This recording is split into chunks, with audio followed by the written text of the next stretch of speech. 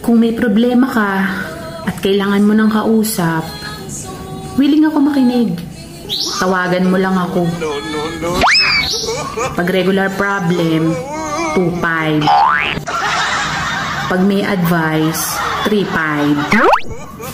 Kung gusto mo namang sabayan kitang umiyak, 4-5. Gusto mo bang magkapera gamit ang iyong cellphone? Hey! Ano pang hinihintay mo? Ibenta mo!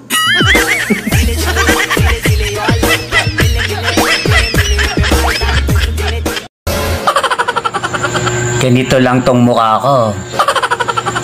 Pero pinag-aagawan to ng lamok.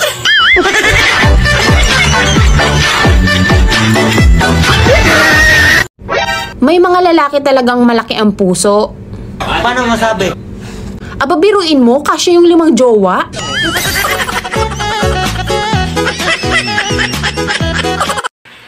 Hi ex, yabang mo na. Parang di ka umungol sa akin. Gago!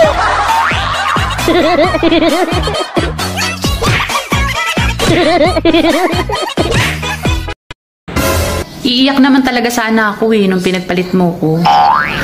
Kaya lang, nung nakita ko yung pinalit mo sa akin, natawa ako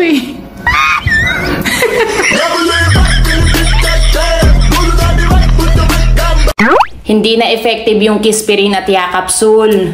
Mas effective ngayon, Paracetamol.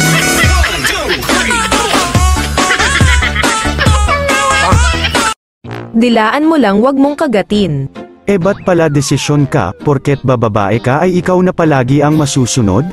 Sa gustong gusto kong kagatin hindi ko mapigilan ang sarili ko, parang pagkagusto ko sa'yo hindi ko rin mapigilan kahit na ang hirap mong gustuhin, tangina.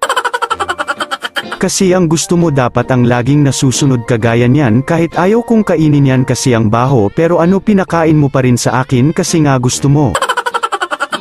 Tapos kinagat ko lang, nagalit ka na, kasalanan ko bang nakakagigil yan kahit na ang baho niyan? Sana naman kahit minsan gustuhin mo rin sana ang mga gusto ko para gustuhin ko rin yung mga gusto mo nang walang reklamo at sama ng loob. Huwag yung puro gusto mo lang ang laging ginugusto, hindi lang naman ikaw ang may ginugusto, meron din naman ako.